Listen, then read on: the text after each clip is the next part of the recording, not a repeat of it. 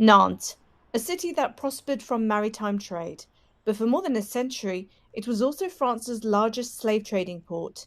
Today, the city is acknowledging this with one of Europe's most significant memorials to the transatlantic slave trade.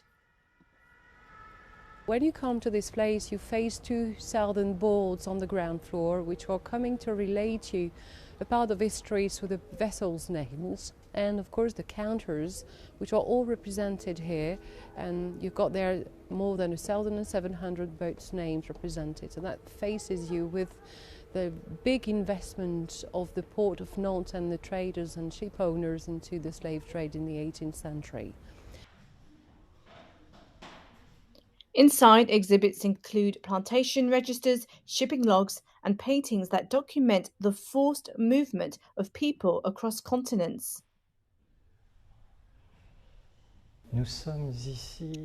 We are here in a room within the Nantes History Museum dedicated to the Atlantic slave trade and colonial slavery. Particularly in this room, we are describing a journey of a Nantes slave ship since Nantes was, in the 18th century, the leading French city specialized in the Atlantic slave trade and in the deportation of slaves from Africa to America.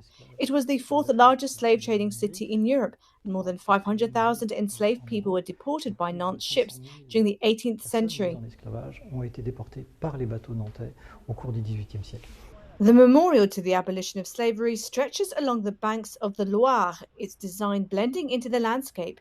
Set into the ground are more than 2,000 glass inserts. The first object of memory was a statue in 1998, and the statue which came to celebrate the 150 years of the abolition of slavery in France was completely pulled down the first night it was set on the quay.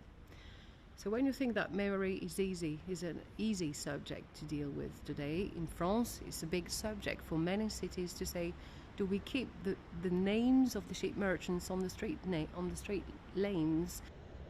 The memorial stands as a reminder of the ongoing fight against slavery in all its forms.